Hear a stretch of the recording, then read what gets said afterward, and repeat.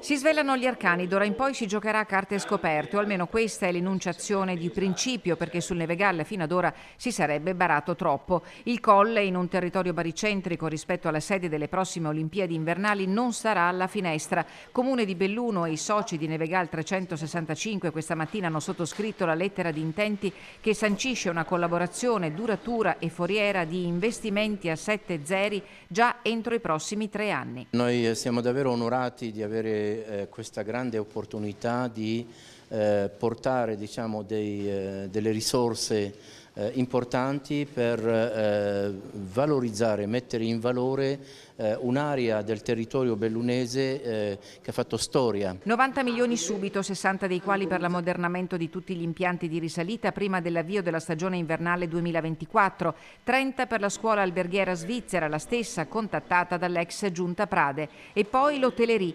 4-5 le strutture già individuate per garantire una ricettività a 4 stelle. Noi vogliamo ridare a Nevegal questo splendore, quei servizi importanti di qualità per tutti i cittadini bellunesi del Veneto e perché no anche in una prospettiva internazionale. Al tavolo della sala giunta di Palazzo Rosso con il sindaco, gli assessori Gamba e Roccon, il presidente della provincia Padrin e l'assessore regionale al turismo Caner, la Nevegal 365 ha parlato del suo progetto che guarda avanti per un colle moderno, vivibile e accessibile.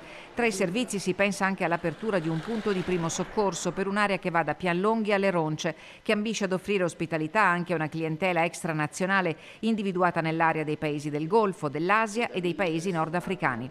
Un bacino internazionale con investimenti di livello, ha detto l'assessore Federico Caner. Noi abbiamo detto che abbiamo anche dei bandi aperti e che apriremo anche in futuro, dove secondo me la società potrà partecipare per gli investimenti che deve fare sia dal punto di vista alberghiero sia anche per quanto riguarda gli impianti a fune, anche se la partita più grossa l'abbiamo appena chiusa da 20 milioni di euro. Punta avanzata della Nevegal 365 è Camella Iachi, 56 anni, algerino ma veneto d'adozione.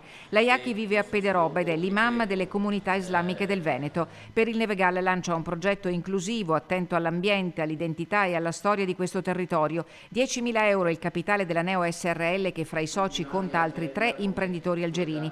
Top secret i nomi dei fondi europei e internazionali, nota solo la banca svizzera UBS. L'impegno dichiarato è quello della massima trasparenza e della tracciabilità di ogni operazione.